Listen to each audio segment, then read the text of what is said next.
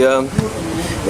Armando Matos, nome artístico, Armando de Carvalho Matos, nome civil.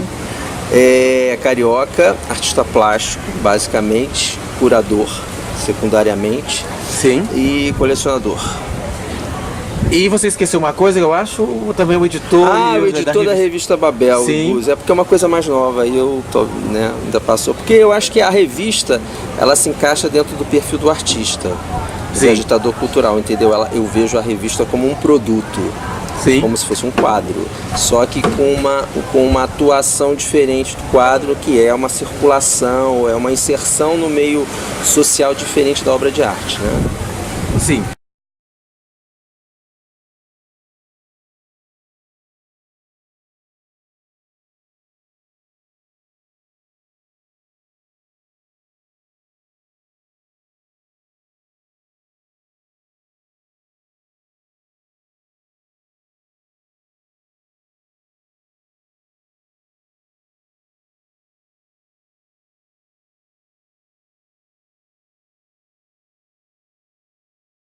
Eu acho que o papel do artista, ele se modifica muito pouco durante a transição das décadas, né? A gente está falando no momento atual, você citou algumas décadas em especial, né? Porque é o assunto que você vai tratar. Eu acho que a função e o papel do artista na sociedade é um papel político. E aí esse político, entenda-se não como um político partidário, mas um político que aciona o outro para ou elaborar um pensamento, um entendimento melhor das coisas através da arte, né? A arte pode atuar dessa forma, ela pode ser estética, pode ser só para decorar, as pessoas podem gostar de ter o belo em casa, isso é uma questão, mas tem um outro momento em que o artista ele é mais atuante, né? Se a gente lembrar de Goya, que fazia gravura para vender na feira, mas que pintava para os nobres, né? Essa atuação ela é política, né?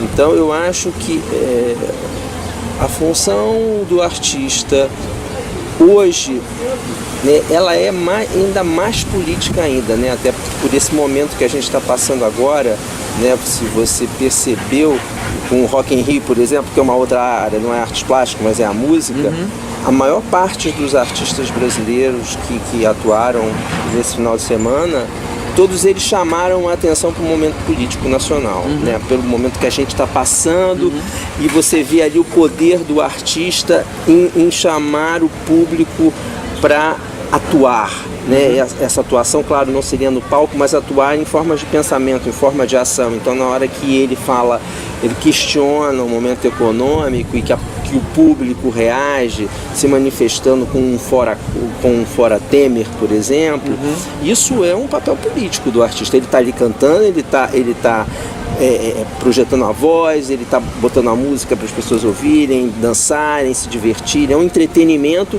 mas em determinado momento, ao final desse entretenimento ou no começo, o artista se manifesta, ele se coloca como um indivíduo, ele não só como um criador, mas como um indivíduo que tem uma posição política e social.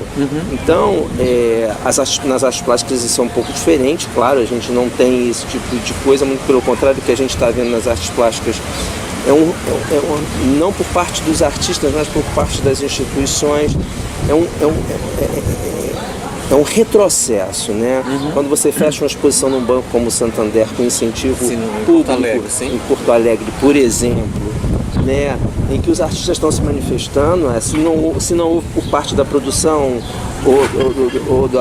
ou do próprio banco uma sinalização para que aquele conteúdo daquela exposição ele era inapropriado para jovens, para crianças, isso não justifica um fechamento da exposição, entendeu? Porque a exposição está ali, foi apoiada por uma lei de incentivo governamental federal, passou por uma curadoria do banco, passou pela curadoria do curador que fez a amostra, e por questões outras, políticas principalmente, porque os políticos acharam que aquilo não era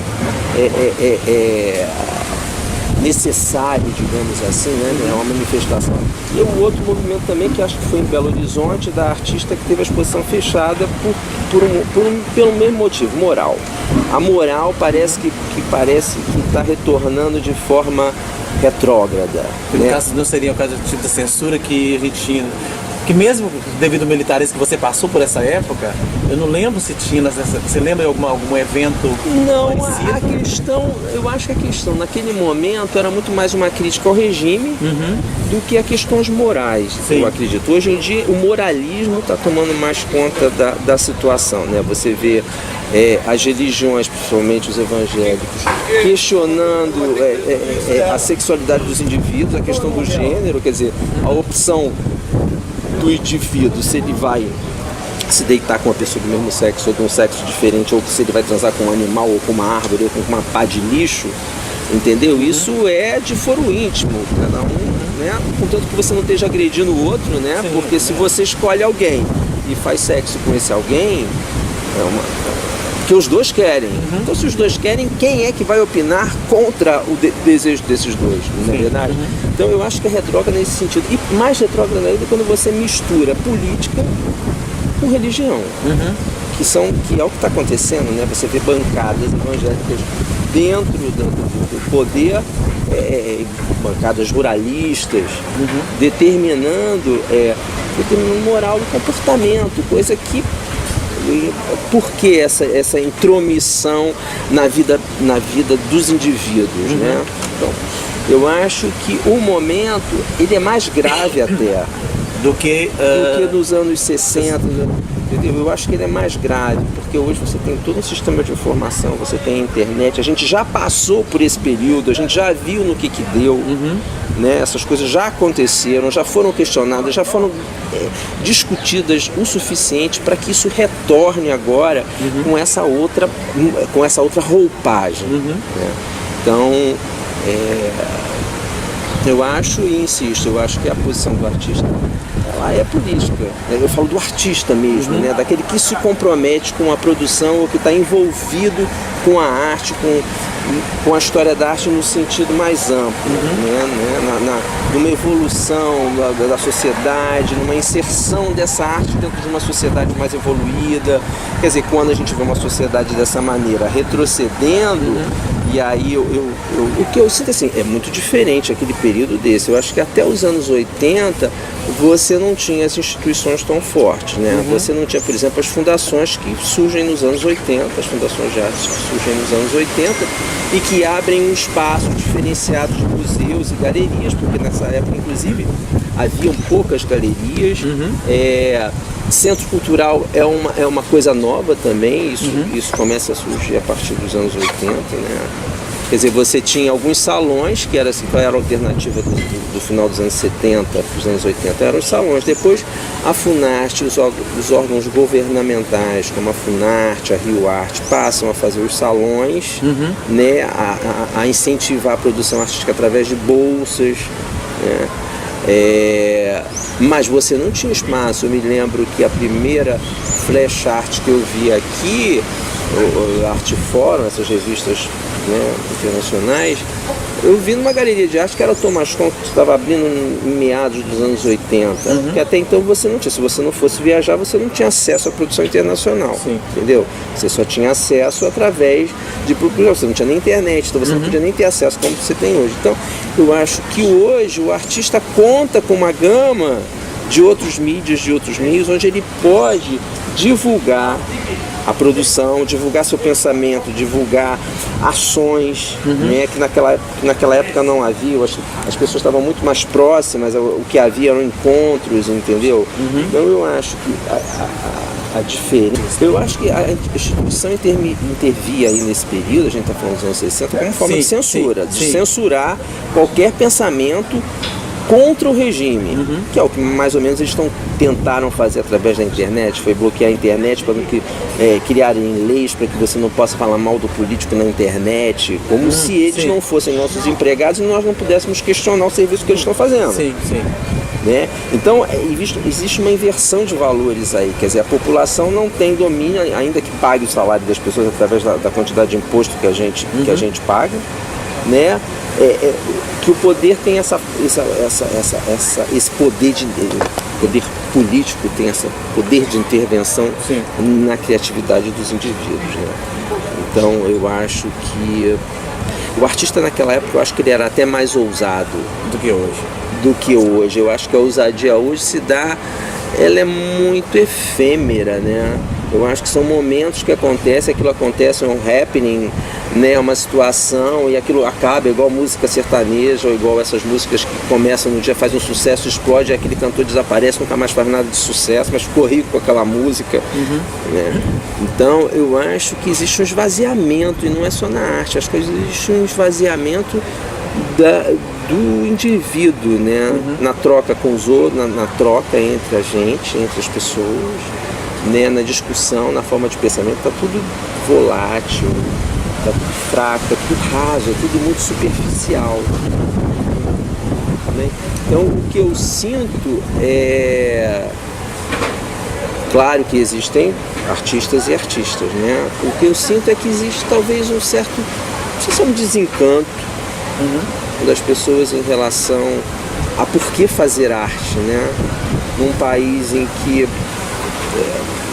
eu acho que uma feira que se reduz de 5 galpões para um galpão só, quer dizer, é uma questão só econômica ou é uma questão do mercado? O mercado não está conseguindo absorver,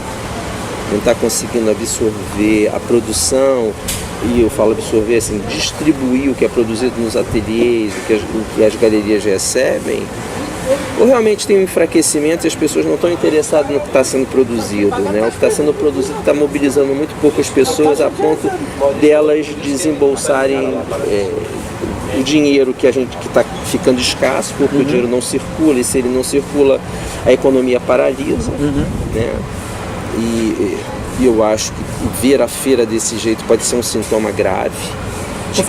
Até porque a performance não é uma coisa muito comercial, né? Para você conseguir comercializar uma performance, você vai fazer a partir do quê? De uma bula, né? Que você vende a tal da bula para a pessoa poder remontar a performance sem... E quem é que faz a performance? É o artista? É alguém que ele comanda? Então, se é o artista que faz a performance, não tem nem como vender, a não ser que você venda o artista junto, né? Sim. Porque como é que você vai agir uma performance? Só se você for o registro fotográfico daquele trabalho. Então, eu acho que talvez a performance esteja ligada à questão econômica, de produção, né? De você precisar de ter um ateliê para poder trabalhar, da compra de materiais. Talvez porque essas mídias tenham se desenvolvido mais durante esse século, né? Tenha se dado mais ênfase a isso, né? Porque, principalmente para colocar o corpo em evidência, porque o corpo, eu acho que nos últimos 10 anos tem estado muito em evidência, né? O corpo, né? O corpo humano, quer dizer, essa questão dos gêneros, por exemplo, a moda envolvendo o gênero, tudo isso vem sendo questionado, isso faz parte do corpo, isso é o corpo, esse corpo que está inserido dentro de uma sociedade que está cada vez mais superficial, né? Que é cada vez mais vazia de conteúdo, ela é só imagem, né? Ela é líquida, como diz o Bauman, né? Ela está fluida, ela está solta, ela vai e você não consegue apreender as coisas, porque a cada momento é tanta informação, é o celular, é o WhatsApp, é a internet bombando em vários mídias diferentes que você pode, é o Instagram, não sei o que, então as pessoas se comunicam de outras formas. Você vê o WhatsApp, eu tive uma sessão de análise em que a gente estava conversei com isso, porque uma conversa minha com um amigo pelo WhatsApp acabou gerando uma briga, porque o WhatsApp, às vezes você manda uma mensagem, a pessoa não responde, aí vê que você está online, aí fica puta porque você está online e não respondeu. E quando eu me lembro que quando eu era jovem, não tinha nem secretária eletrônica. Não. Você ligava para casa da pessoa, se você tinha telefone, se você estivesse em casa, você atendia. Se você não estivesse em casa, você não falava com a pessoa. Não. Né? Então, deixa ligar tua empregada ou secretário, se tivesse. Se tivesse, quer dizer, essas coisas todas foram crescendo e hoje em dia você não tem mais... como é que se diz? Você não pode mais se isolar, né? Porque a todo momento que você vai, você está com isso. Se você não tiver com esse aparelhinho aqui, fazendo plim-plim, ou dando uma coisa, ou te respondendo, ou fazendo alguma coisa, você se sente isolado do contexto, né? Você vai para um lugar que a internet não pega, você fica enlouquecido, desesperado, porque o WhatsApp não pega, eu não consigo entrar no Facebook, então... Eu não tenho nem internet no meu telefone, sim. se tornou uma forma de comunicação, essa coisa que você não sabe se você está comunicando mesmo ou se você está mandando um ruído para a pessoa. Sim. Então, e parece que já tem estudos, alguma coisa na área de psicanálise com relação a esse tipo de comunicação via WhatsApp, que é muito diferente dos outros sistemas de comunicação, que seja digitado, ou que tenha a voz, ou que tenha a foto, ou que tenha vídeo. Alguma coisa acontece nesse processo de comunicação que às vezes o ruído pode destruir você pode entender tudo errado. Sim, pode. É diferente de um e-mail que é mais consistente, que você se preocupa mais em escrever o conteúdo, que ele seja inteligível. Você não vai mandar qualquer e-mail, né? Pelo menos era assim que a gente fazia. Hoje eu já nem sei mais como é que é. Acho que eu nem passo mais e-mail. Não sei. Eu não tenho usado mais essa coisa, eu não tenho mais usado o Facebook, eu estou cada vez mais de saco cheio de tudo isso, porque eu acho que eu não me comunico com as pessoas. Quer dizer, a verdade, eu tenho uma influência do Paulo Roberto Leal, que é um artista que tem uma influência direta do neoconcretismo. Paulo Leal morreu em 91, a gente teve uma convivência, quer dizer, os artistas da minha geração principalmente tiveram uma convivência muito próxima com o Paulo, porque Paulo foi quem idealizou a geração 80, era um artista que tinha esse pensamento mais... De convergir, de convergência, de trazer as pessoas mais para perto, de discutir, de ter os artistas. Ele sempre se interessou pelos artistas mais jovens. Eu comecei a trabalhar com arte através no espaço comercial, através com o contato do Paulo. Mas assim, eu não tenho nenhuma influência direta. Quer dizer que eu não tenho é uma afirmação meio exagerada. Porque o neoconcretismo teve desmembramentos, né? Ele não ficou só na questão da geometria ou na questão de ser uma vertente da arte concreta no Brasil, né? Ele acabou se desmembrando num trabalho como o do Cildo, por exemplo, né? Que eu acho que tem a questão do conceito, da produção da obra, né? O Paulo foi uma pessoa que questionou, que se seguiu ao concretismo, né, ao concretismo no Rio, né, porque o neoconcretismo a gente está falando de Rio de Janeiro, e o contato muito próximo com a obra do Paulo, esse tempo todo já fazem 30 anos, lá por 40, que eu tomo conta da obra do Paulo, quer dizer, entender a obra do Paulo através do neoconcretismo ficou fácil com essa convivência, ainda que ele não seja um artista rígido no conceito, ele sempre foi um cara fluido, ele dizia pra gente, arte não tem que dar trabalho. Mas assim, diretamente na produção visual, eu acho que muito pouco formal, que eu digo, o neoconcretismo, pode ser mais conceitual, né? A arte como um conceito que o neoconcretismo e o concretismo trouxeram, aí eu acredito que sim. E com Lígia Clark você não tinha nenhuma relação de trabalho, amizade? Eu conhecia a Lígia muito rapidamente, assim, já no final da vida dela, numa exposição que ela fez no Paço, que a gente teve uma conversa, ficamos conversando um tempo assim, mas era muito mais assim, de um garoto, de um jovem que estava conhecendo uma super artista, né? E de curiosidade, de conhecer coisas, de saber coisas, e a gente ficou um tempo conversando, aí ganhou um presentinho dela, que era um livrinho que ela tinha, que ela fez a dedicatória. Mas não, e depois por ter uma obra dela em casa e entender o meio processo de produção dela, porque não dá para você falar de arte brasileira sem entender todo esse processo de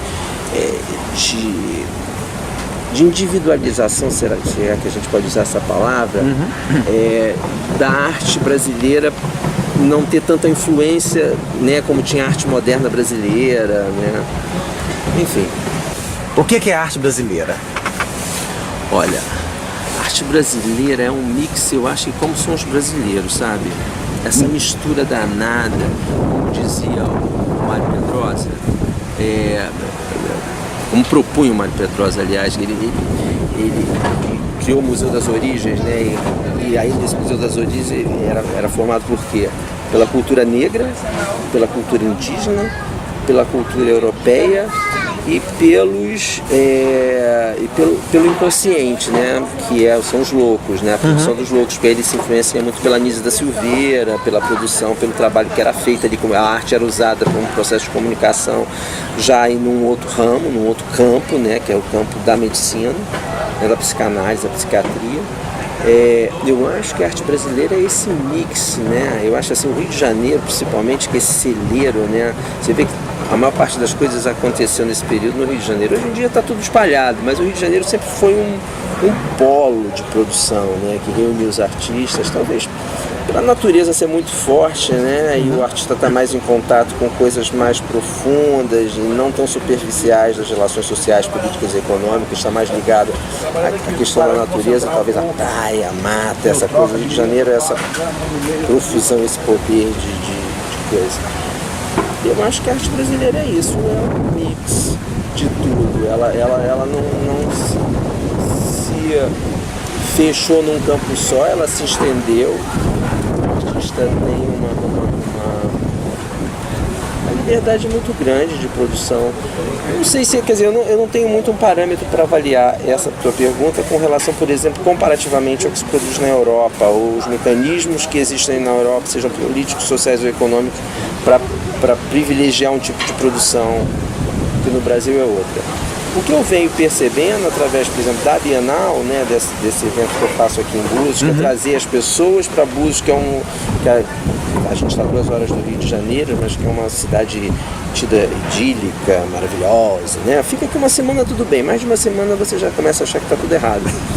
Mas o que eu fico vendo é que quando os artistas chegam aqui, que a gente propõe exatamente não ter nenhum